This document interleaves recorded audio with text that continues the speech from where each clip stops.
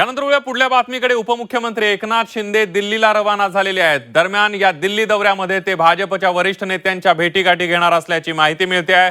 Operation tiger नंतर शिंदेंचा हा पहिलाच दिल्ली दौरा आहे। तसंच या दिल्ली दौऱ्यामध्ये केंद्रीय मंत्रिमंडळ विस्तारावर देखील चर्चा होणार असल्याची माहिती आहे। तर दुसरीकडे आज नंदनवनमध्ये झालेल्या बैठकीत एकनाथ शिंदेंनी पहिले राज्यातील मंत्र्यांसोबत चर्चा केलेली आणि त्यानंतर त्यांनी संसदीय अधिवेशनाच्या पार्श्वभूमीवर खासदारांसोबत देखील चर्चा केलेली आहे। नंदनवनमधील बैठकीमध्ये खासदार संजय जाधव, नागेश पाटील आष्टीकर, श्रीरंग बारणे त्यासोबतच भाऊसाहेब वाकचौरे हे देखील उपस्थित होते।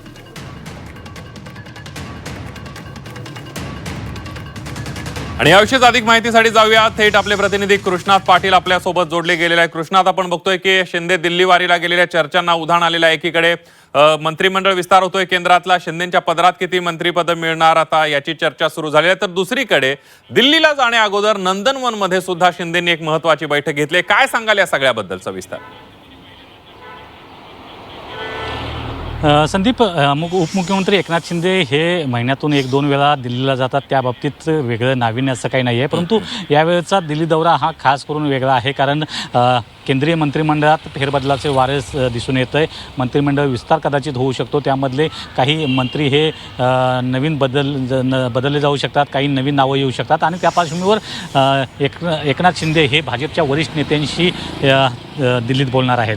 परंतु दिल्लीला जाण्यापूर्वी त्यांनी मुंबईतल्या आपल्या नंदनवन या बंगल्यावर 2 विशेष बैठका घेतल्या, ज्यामध्ये पहिल्यांदा सर्व मंत्र्यांची बैठक घेतली पक्षाच्या आणि त्यानंतर खासदारांची बैठक घेतली। या खासदारांच्या बैठकीमध्ये खास करून दिल्लीत होत असलेल्या संसदीय अधिवेशनाच्या पार्श्वभूमीवर काही चर्चा झाली असली तरी जी चर्चा असणार आहे ती प्रामुख्यानं कोणाला मंत्रिपद मिळू शकतं, जर शिवसेनाला वाट्याला जर मंत्रिपद आलं गेलं तर।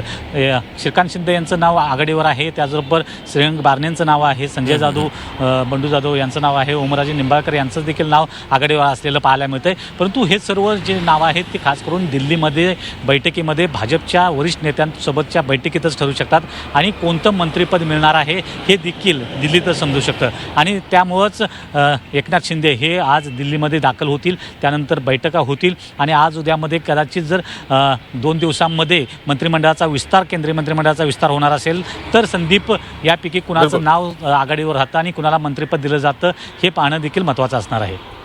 अगदी, त्यामुळे कुणाच्या गळ्यात केंद्रातल्या मंत्रिपदाची माळ पडते शिंदेंच्या खासदारांच्या ते बघणं सुद्धा महत्त्वाचं ठरणार आहे। कृष्णात, धन्यवाद तुम्ही दिलेल्या सविस्तर माहितीबद्दल।